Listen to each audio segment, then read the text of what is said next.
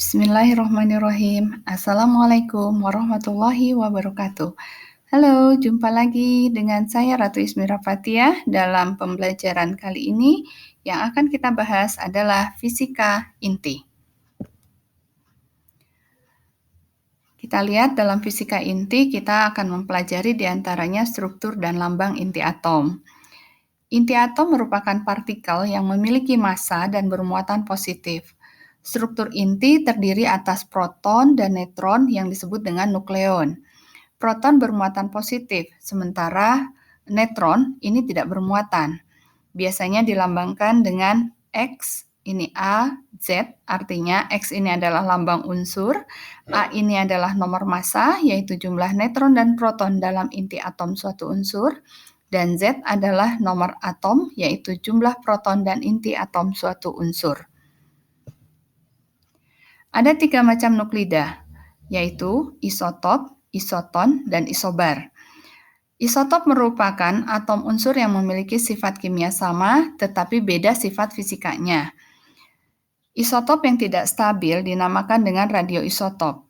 Massa isotop dapat diukur dengan menggunakan spektrometer massa. Dapat dicari dengan menggunakan persamaan mv² per R sama dengan QVB. Lanjut dengan defek massa dan energi ikat inti. Massa inti selalu lebih kecil daripada massa nukleon. Selisih antara massa nukleon dan massa inti ini disebut dengan defek massa atau biasa dinotasikan dengan delta M. Dirumuskan dengan delta M adalah ZMP plus A min Z kali Mn min Mx. Mp adalah massa proton, Mn adalah massa neutron, Mx adalah massa inti atom, sementara Z adalah nomor atom atau jumlah proton.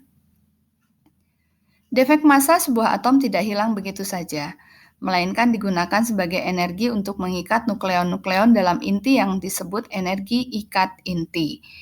Nah, di sini kita dapatkan energi ikat inti ini dengan persamaan E sama dengan delta Mc².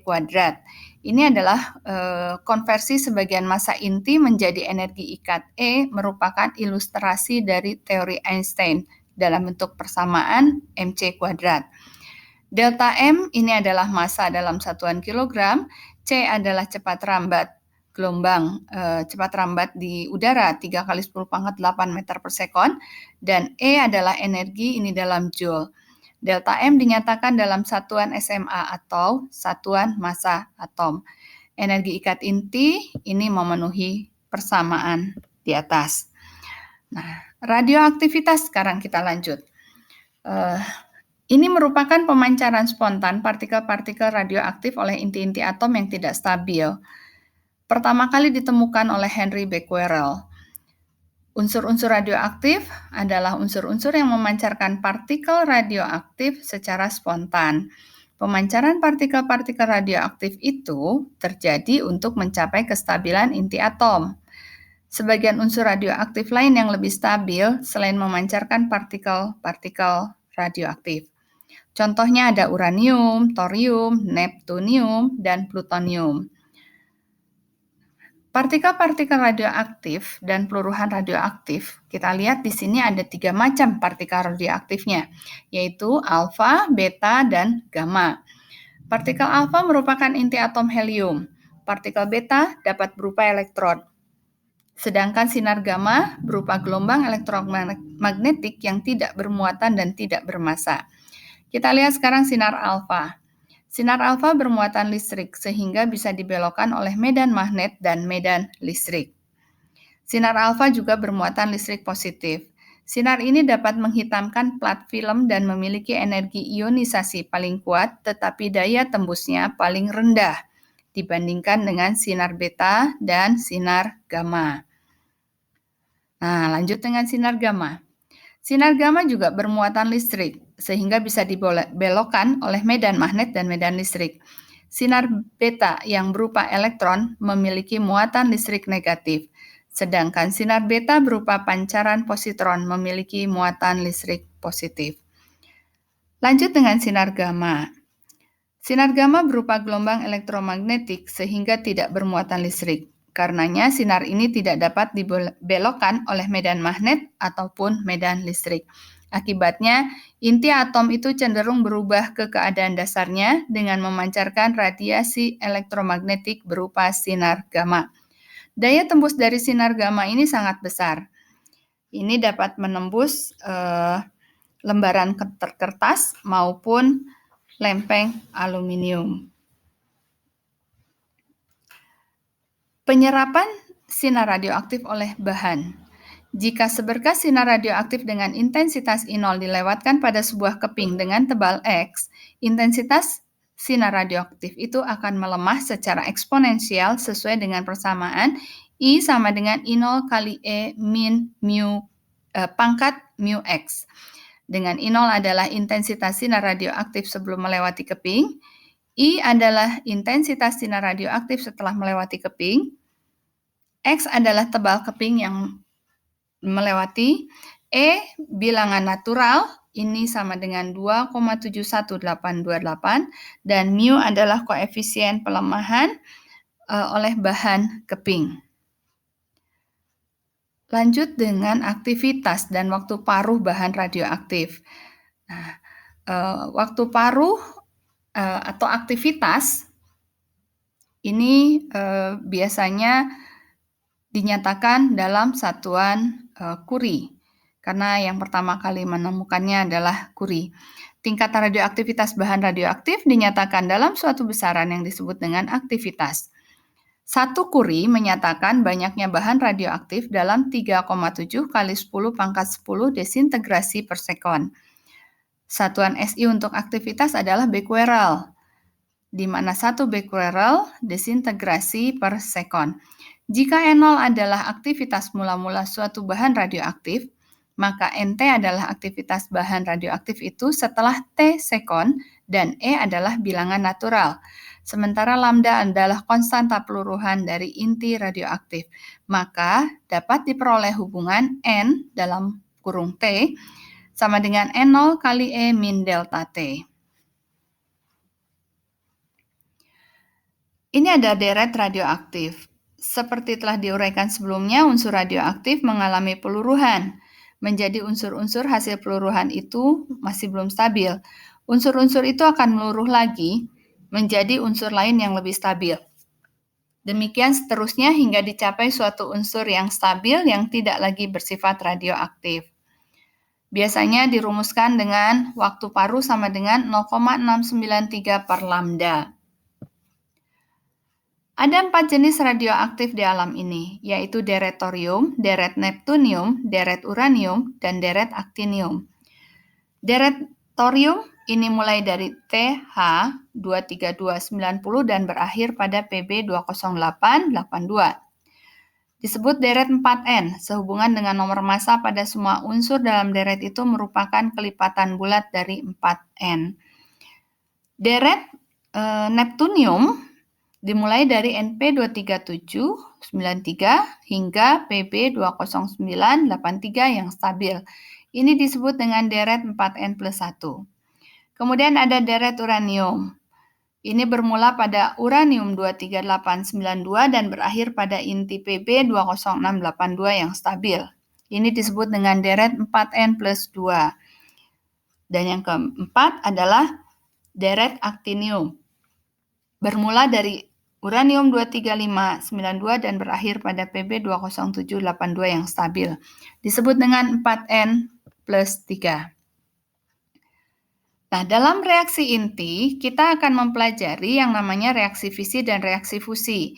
Reaksi fisi ini adalah sama dengan pembelahan, atau reaksi fisi ini terjadi jika sebuah inti berat membelah menjadi 2 inti atom yang lebih ringan. Reaksi fisi disertai pemancaran energi dan partikel, misalnya neutron. Pertama kali ditemukan oleh James Chadwick pada tahun 1937.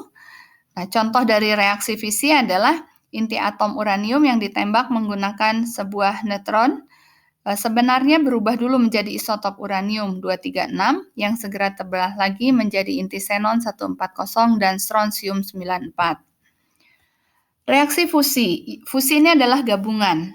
Jadi reaksi fusi adalah reaksi penggabungan 2 inti atom ringan membentuk sebuah inti yang lebih berat. Salah satu reaksi fusi yang sangat penting dalam senjata nuklir dan reaktor nuklir masa depan adalah reaksi antara isotop hidrogen yang berbeda membentuk isotop helium. Ini persamaannya.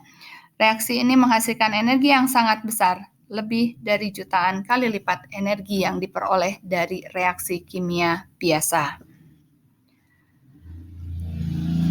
Hukum-hukum fisika yang diterapkan dalam reaksi inti. Hukum kekekalan momentum, yang bunyinya besar momentum sebelum dan sesudah tumbukan adalah sama. Hukum kekekalan nomor atom sesudah dan sebelum dan sesudah reaksi adalah sama. Kemudian ada hukum kekekalan nomor massa. Sama seperti tadi, nomor massa sebelum dan sesudah reaksi adalah sama. Hukum kekekalan energi. Energi sebelum dan sesudah reaksi adalah sama. Kita lihat lagi yang terakhir di sini ada teknologi nuklir dan radioisotop. Di sini ada reaksi fisi yang dapat dikendalikan. Kita lihat ada reaktor nuklir. Ini merupakan tempat berlangsungnya reaksi inti yang terkendali. Reaksi fusi belum dibuat secara komersial. Reaksi fusi baru dibuat dalam tahap percobaan. Reaktor nuklir yang ada sekarang ini merupakan reaktor fisi yang digunakan untuk mengendalikan reaksi fisi berantai. Berdasarkan fungsinya dapat dikelompokkan menjadi reaktor daya, reaktor penelitian, dan reaktor penghasil isotop. Pemanfaatan radioisotop ini biasanya dibuat dalam reaktor nuklir dengan reaksi yang melibatkan neutron. Dimanfaatkan dalam berbagai bidang, diantaranya pada bidang kedokteran, menghasilkan sinar beta dan gamma. Sinar gamma dapat digunakan untuk mensterilkan alat-alat kedokteran dan membunuh sel kanker. Radioisotop dapat berfungsi sebagai perunut atau tracer. Misalnya pada P3015 untuk mendeteksi kelainan dalam jaringan tubuh.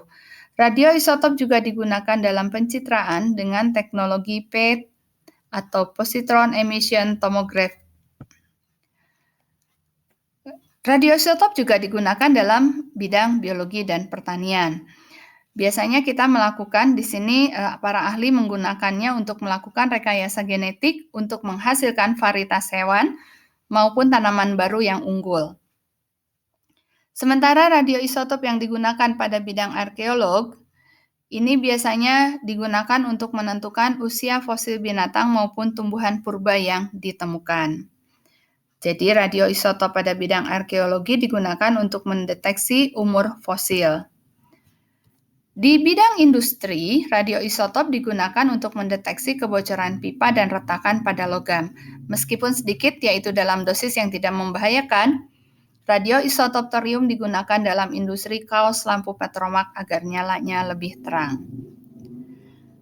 Selanjutnya kita bahas tentang bahan bakar nuklir. Energi nuklir dimanfaatkan sebagai bahan bakar, misalnya pada kapal selam dan roket. Senjata nuklir, di sini selain memiliki banyak manfaat bagi kesejahteraan manusia, energi nuklir juga memiliki sisi negatif yang membahayakan. Bahan-bahan radioaktif yang terjadi pada reaksi inti dapat merusak tubuh manusia. Kebocoran reaktor nuklir dapat mengakibatkan terkontaminasinya lingkungan sekitar oleh bahan radioaktif yang membahayakan kehidupan. Yang lebih berbahaya dari kebocoran reaktor nuklir adalah dari senjata nuklir yang sengaja dibuat. Bom nuklir, baik bom fisi maupun bom fusi, merupakan senjata penghancur massal yang mengerikan. Demikian pembahasan tentang fisika inti kali ini. Kita akhiri dengan hamdalah. Wassalamualaikum warahmatullahi wabarakatuh.